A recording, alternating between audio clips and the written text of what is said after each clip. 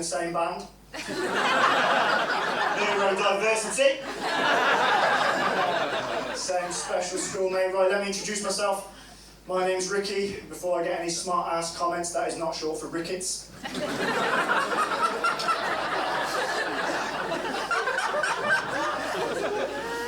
Found the fucking level, haven't we? Let's talk about disability. I know I hide it well. No, I am disabled. I got stuck when I was born. Got the umbilical cord wrapped around my throat, and my mum, let's be honest, that lazy bitch should have pushed harder. Shouldn't she? Of course she did to me, mate. Slag.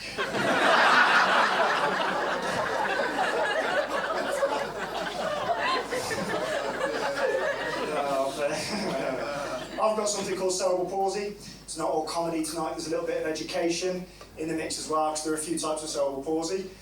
And I've got the spastic type. Ooh. Oh shit! We're off. Caused a little bit of tension in the room, that has, eh? Comedy store. No, yeah, I don't think we need to be scared using that word. I don't. Fuck it, we should say it more often. It's how you use the word that's important. Like if my doctor says to me, Rick, you're looking a bit tight, you're looking a bit spastic, I haven't got a problem with that. If someone calls me a spastic wanker from across the road, I've got a problem despite both being factually correct.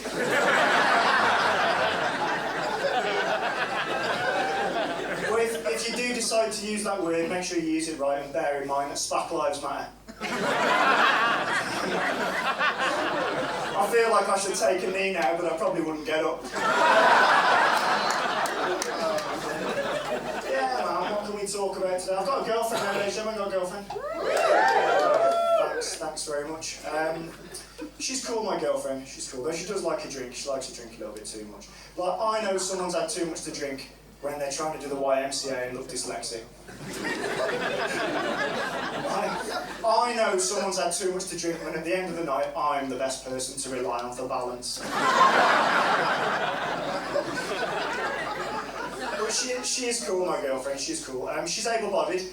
It's not a brag. I just think it's really important you all understand they don't just put disabled people in a room and make them breed. That's not how disability works. But she doesn't get my humour, my girlfriend, when she's had a drink. She doesn't get my humour. We're having a bit of an afternoon drinking session the other day. She turned to me, she said, Rick, have you thought about kids? I said, not recently.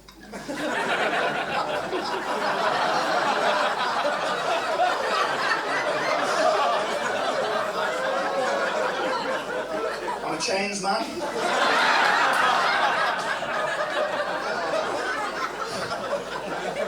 I'm going to be honest with you people, she didn't see the funny side. And she stormed out. Let's be honest, I am chasing absolutely nobody. I just put the telly on, didn't I? About 10 minutes later, there was a knock at the door. I thought, fuck me, she's locked herself out. I got there, it wasn't my girlfriend, people.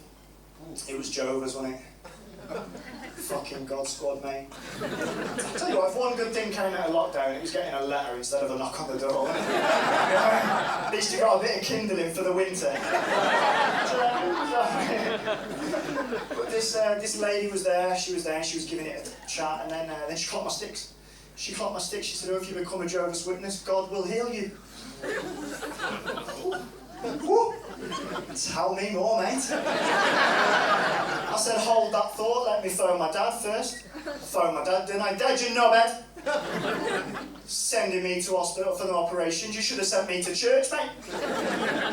He said, Rick, you might have got fingered, mate.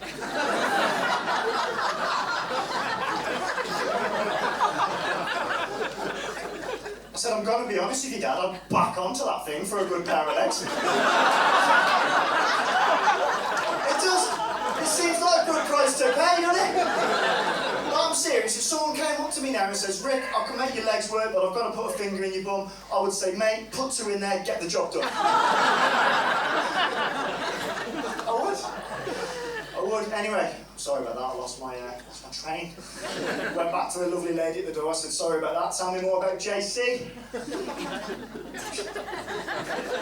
She said, I think you've misunderstood. So I knew there'd be a fucking catch here, didn't I? She said, if you become a Jehovah's Witness, you'll be able to walk alongside God in heaven. Fuck off, mate. Let me get this right. You want me to give you 10% of my annual wage to feel good about myself? She said yes. Said if I was going to do that, I'd go to a fucking brothel. At least the touching's consensual, do you know what I mean, mate? It is. It's funny because it's true, isn't it? Oh, mate. But yeah, you can probably guess, looking at me, I've spent a fair bit of time in hospital and with the doctors and things like that, and what comes hand in hand with that. Medication, I've had to take a fair bit over the years. There's a little warning label on the back of a lot of prescription painkillers. Do not consume alcohol whilst taking this. The reason for that is because it's fucking awesome. Yeah, it's fucking good shit, isn't it, mate? You look like you know. Don't look around. I'm looking at the guy that looks like he's weaponised autism.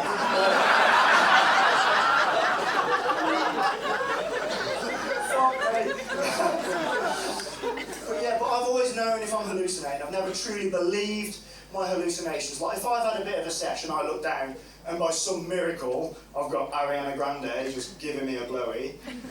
I am well aware that in reality I've probably just dropped a bit of pate and the dog's clearing it up.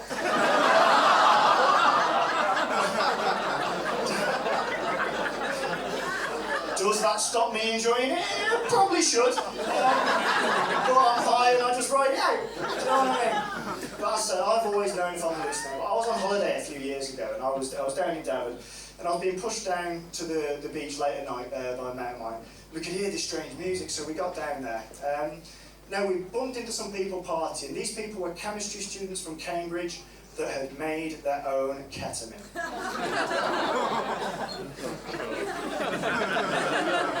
So as I said, I've always known if I'm hallucinating, but this guy came up to me and he thought he was a pirate. Right, he called himself Captain Crack Sparrow. He was a big dude, man. He came up to me and went, "Arr!" I was like, "Arr?" He said, "I love your shit." No, I'm going to be honest, I'm getting into it at this point. I was like, "Arr!" No word of a lie, people. He picked me up, put me on a bench, put my wheelchair above his head and ran towards the sea. I thought my wheelchair was a fucking boat. I turned to my mate Jim, I was like, "Jim, get my boat."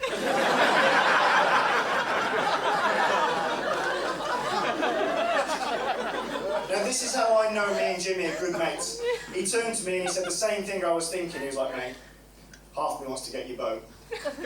The other half wants to see how this shit plays out." So we played it out, people.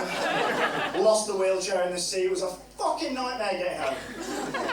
I woke up the next day, looked out the caravan window, and there's my boat. My wheelchair's back. I turned to Jim. I was like, "Jim, how'd you get that back, mate?" Jimmy had no idea what I was talking about. Turns out none of that happened.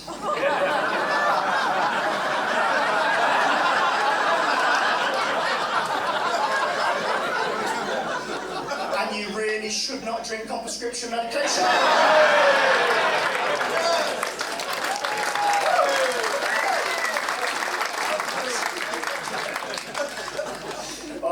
I've enjoyed this. If you want to leave a review for me online, there's a new website. You can leave a comment. It's called Crip Advisor. Any comments are welcome. I'm Ricky Balshaw. Thanks very, very much.